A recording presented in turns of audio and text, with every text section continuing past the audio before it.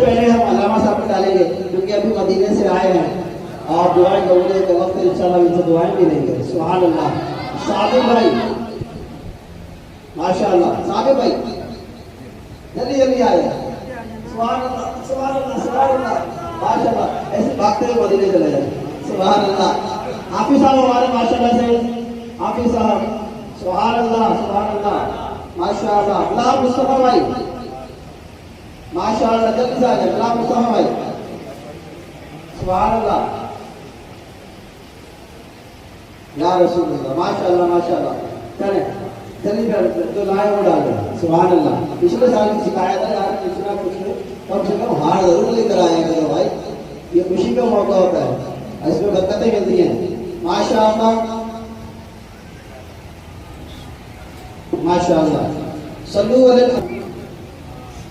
सुभान अल्लाह, सुभान अल्लाह, क्या बात है।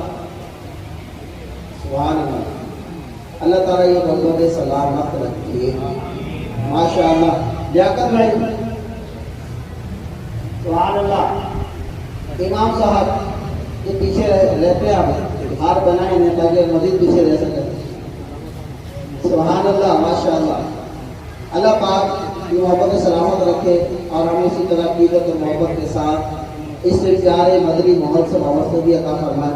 आपने देखा कि माशाअल्लाह की किताब पर